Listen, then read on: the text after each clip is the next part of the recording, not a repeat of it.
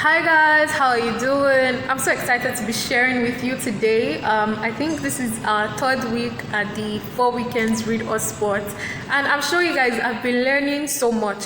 So today we're going to be learning together on the topic public speaking skills, like mastering public speaking skills. And yes, I'm so excited for you guys to join in.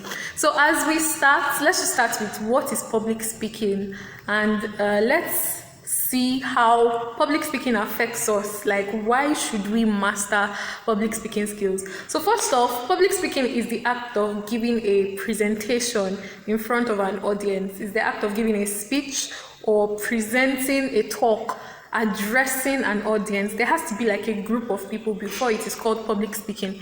Public speaking is not talking to your friends in public. That's not what public speaking is. Public speaking is addressing a crowd of people, a group of people, a live audience. That is what public speaking is. Now, I'm sure you are wondering, how does this one concern me? I don't plan to talk to a group of people. Well, let me let you know why you should learn public speaking skills. One, when you are able to master public speaking skills, it has the ability to boost your confidence. You become more assured, more confident in what you can do, because you know that you can successfully convince and address a crowd. Now, another thing is that public speaking skills can help you mobilize people to action. It can help you put people together. It can help you help other people to take a decision. Now, I'll give you a good example. Imagine if you want to campaign for a prefect position in your school, and you need to address your fellow students to tell them to vote for you as head girl or head boy or social prefect or whatever position you guys have. And they say, okay, come and campaign and come and talk to other students. The person who has good public speaking skills is most likely the person who will convince other people to vote for him. Imagine if you have to tell your fellow students to vote for you and you are shy and you can't address them, or you don't have the skills to get them to believe in what you are doing. You most likely will not win for that post. So that is one of the reasons why you need to learn and embrace public speaking skills. Another reason is the fact that there's no area of life, there's no part of life, there's nothing you want to do in life that you won't still need public speaking skills. Whether it is your business, whether it is your work, whether it is even in your classroom. And I'll give you examples. Sometimes when I want to move, when I want to go somewhere, I take a bus. And this usually happens when I'm taking a bus from Ikorodu in Lagos to maybe Ketu. And then we're inside the bus and somebody just stands up with a product and they begin to talk. This is my product, this is what it does, it can do this, it can do that. And you see people beginning to say, oh, bring one, I want to buy one, I want to buy two, I want to buy five. That is also a form of public speaking, even though it may not be an official or formal presentation, but that person has just addressed a crowd. Now imagine if that businessman wants to sell his product and he's looking to the floor and he's feeling shy and he's saying, sorry everybody, I'm so sorry, this is my product, I don't know if you want to buy. People like me will just plug on earpiece and move on because we're not interested in that type of product. So there's no part of life, be it business, even your teacher doing their day-to-day business of teaching you guys. It is also a form of public speaking because you are the teacher's crowd, you are a crowd. And so when they stand in front of you to talk, they are also using some public speaking skills.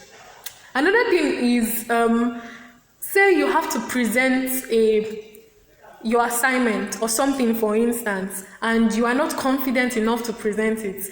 Even though you have done good work, even though you have put in a lot of effort into your assignment, you have done it well, you have the correct thing, if you fail to present it well, you may not get your full mark. Now, once in a while, I know that maybe for your class in secondary school or whatever class you may be, maybe you just even finished secondary school. For your class, I know they may not really ask you to present much, but when you get into higher institution, you will need to keep presenting your assignments. And a lot of times, you may not even be prepared. You may not even be prepared for it. Your lecturer will just come and say, oh, I gave you an assignment the last time. Come outside and come and present it. You need public speaking skills at those times, which is why you need to master it from now. So before I go into the tips, and what you need to learn about public speaking, I'd like to let you know that there are 7 elements of public speaking. Number 1 is the speaker, which is you. Very soon you are going to become public speakers. So yes, number 1 element of public speaking is the speaker. Number 2 is the message. You need a message, okay?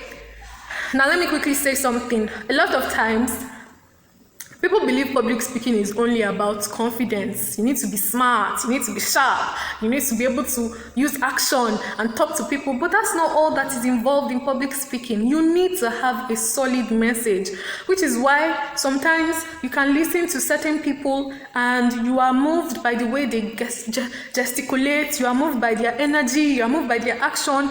But if you pay attention to listen to what they are saying, you'll be confused because that person has not taken time to develop themselves to become solid. For you to be a perfect public speaker, you need a strong message. And so whatever topic you may have received, you need to develop that message and be really sound in it. So that's the second element. And then you need an audience. There's no public speaking without an audience. For instance, you guys are my audience now. If I was talking to nobody, if you weren't watching this, it won't be public speaking. So you need an audience. Audience is an important part of public speaking. Number 4 is channel. It's a channel, it could be an event. For us now, the channel of our public speaking is virtual.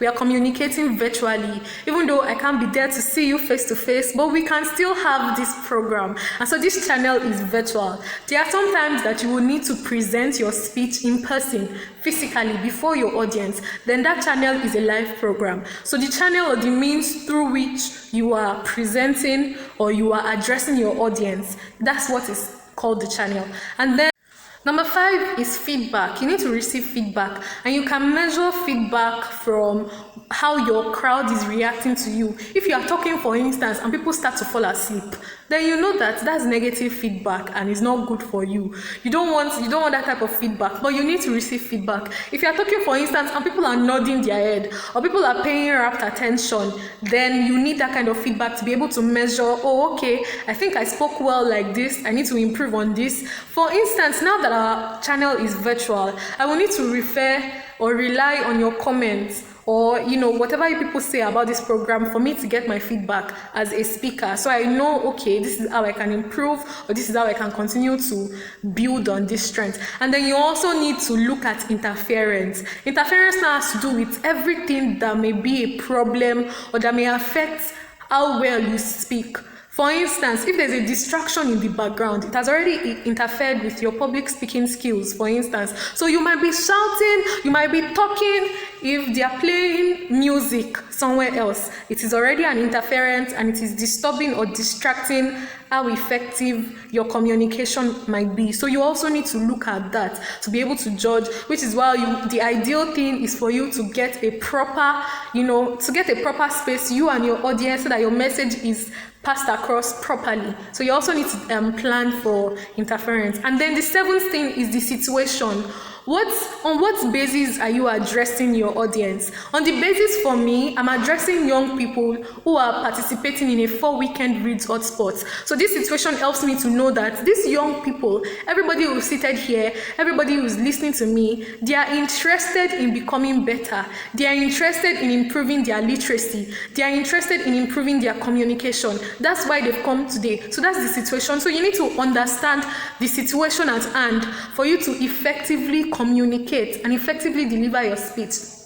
I gave you an example of the campaign and addressing your fellow students. The situation at hand is that there's an election for particular post. There's an election for particular position, prefectship position. That's the situation at hand. You need to be able to prepare yourself. The way you will address people for a campaign is not the same way you address them if you want them to come and buy your product, because the situation is different. So a good public speaker knows how to put all of these 7 elements together and to make it work for their speech.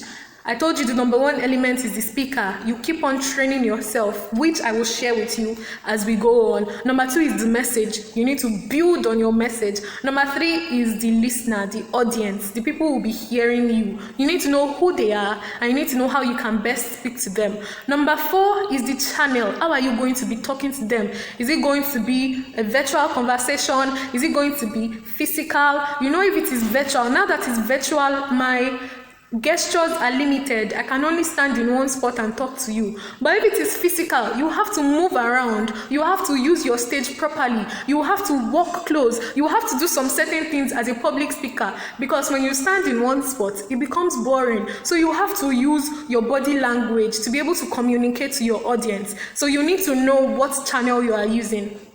Also, I spoke to you about feedback. You need to be able to measure what's happening. For instance, you need to be able to read your audience. Oh, these people, are they still with me? Are they listening to me? Do I have their attention? Do we need to maybe take a break and listen to music and move our body to bring us back to life? Or what do we need to do? You need to be able to measure the feedback of a room or feedback of... So this is a pre-recorded live session, but usually if it was a live session where we can all see each other, I will be able to measure feedback. If I'm asking, maybe it's a Zoom conversation, I'll be able to ask people, oh, can you hear me? Is there anything you want to add? You need to be able to measure feedback. And then you need to be able to look at and plan for interference, things that can distract people, things that can take their attention away from you. And you also need to be able to plan for the situation. So that's that for the elements of public speaking. Now I'm going to give you tips of how to master your public speaking skills. Now we're looking at the tips from 3 major segments. Tips for your message, tips for the speaker, tips for the audience. So let's start with tips for your message. Remember I told you when we were discussing elements of public speaking that your message has to be rich, your message has to be sound. I said your message has to be loaded. You don't want to move people with action, with energy, with display. And when they calm down to listen to you, they can't make any sense out of what you are saying. So you start to see things like, one day the butterfly said, I'm going to fly. So the butterfly started flying. And then it reached the sky. Ladies and gentlemen, I want to tell you that you are that butterfly. You can move them with your action, with your energy. People will be saying, yes, I'm a butterfly. And your energy is pumping in the room. But by the time everybody goes back to think, they are saying, I am a butterfly. And they begin to think back on what you are saying, like, it was really energetic, but I can't relate, So you need to take time to make sure that people can pick something from your message and they can go back and act on it, because that's the aim of your public speaking. You want people to be able to take action. So that's what you want. So the first thing for you to do is to get your topic. What topic are you going to be speaking to people about? What's the focus of your message? Your message needs to have a focus. For me today, the focus of my message is to let you know how you can embrace public speaking and how you can master these skills. That's my message. So you need to sit down and research, because you need information. Without good information, without rich knowledge, without rich content, your message will just be empty. It will be sweet to hear, it will be nice, people may like your personality, but your message will just be off. So for you to have a really deep message that gets the idea across to people, you need to sit down and research. Okay, and that's why I'm glad we're all here at Laced Africa learning about literacy and improving our literacy skills, because one of the things that is required for literacy is the fact that you need to be able to read. And that's how you can get information and content. You need to be able to read. You need to be able to know what's happening. You need to be able to know what are the new things to teach your audience. What are the new things to share with your audience? How can you better help them improve? So you need to research. You cannot just stand in front of people to talk to them and not have something meaningful to say. So the number one tip for building a good message is to research on your topic, and then you now begin to construct it. You now begin to use words, use grammar. Good grammar is very important. That is why you must never skip English class. If you want to be a good public speaker, you need to be able to speak well. Don't speak and people are confused that, what is he saying? So which is why if you don't know how to speak well, for instance, you can start learning it. Start learning how to speak properly. You need to be able to speak in a way that everybody can hear you. If you are passing your message across and people do not understand your message, even if your message is rich, is deep, is beautiful, is lovely to hear, if you do not speak well, it will be very bad for your public speaking skills. So you need to improve your speech. You need to improve your diction. You need to improve how you speak. You need to be able to speak in a way that everybody can hear you. Even if you can't speak well for now, it's nothing to worry about. The beautiful thing about public speaking is the more you practice, the more you become better at it. So that's it for your message. You need to keep it at the back of your mind that whatever public speaking you are doing, your message must be sound. Don't be a public speaker who does not have a sound message. Be a public speaker that whenever people see you, they want to listen to you, that this person, whenever they talk, they're always sound. That's the kind of public speaker you want to be. And the number 2 tip, you need to know your audience. You need to know who you are talking to so you can know how well to address them. Imagine if you are supposed to be addressing ministers, leaders. You're supposed to be addressing, top high-profile people, and you don't know. You just thought you are addressing any random person. You just thought you were addressing maybe young people, for instance. The way you would have scripted your message for the young people, it would be a big problem for your actual audience to relate to. Why do you need to know about your audience? Because people are in different segments. People are in different phases of life. The way a young person understands and communicates is different from the way older people communicate. It's different from the way a teacher would communicate. It's different from the way a trader would communicate. It's different from the way an engineer would communicate, because those different people have their different experiences that are shaped how they understand things. So you need to know your audience. You need to know who they are. Your audience are the people you are speaking to. You need to know how they reason. You need to know the kind of experiences they've had. You need to be informed about your audience. Are your audience graduates, for instance? Are they people that have finished higher institution? Or are your audience children that are just going into secondary school? You need to be able to understand your audience and plan for them. Again, when you research and know more, you will know how to speak more. For instance, if you are speaking to elderly people as a young person, there's a way you will address them. You have to be able to be relatable. There are certain jokes you want to add. Maybe you want to speak with a couple of proverbs that they can relate to. You understand? Because they are old people and that's how they talk. But when you are speaking with young people, maybe you want to use some slangs, maybe you want to talk in a certain kind of way to be able to help them relate to you better. You need to understand your audience before you just plan to speak to them. And then tips for you, the speaker, you need to keep on building yourself and practicing. Practice. You need to keep on practicing. If you do not practice, there's no way you can perfect public speaking skills. You need to work on yourself. If you need to boost your confidence, boost it. Stand in front of a mirror or call your close friends together and practice your speech with them. If they laugh at you, no problem. You go back and practice again. Come back to them again, speak to them. By the time you begin to build your confidence, it will get to a time you will speak and you will have all of their attention. So for the speaker, you need to keep on practicing. And so I'll share a story with you before I close. I'm this kind of person, I have the tendency to be shy sometimes. If you don't ask me to talk, I will not talk. If you don't ask me questions, I don't talk unnecessarily. I have the tendency to keep to myself. But when I got into the university, I realized that I need to be able to build my confidence, so let me help myself. So I joined the debate team.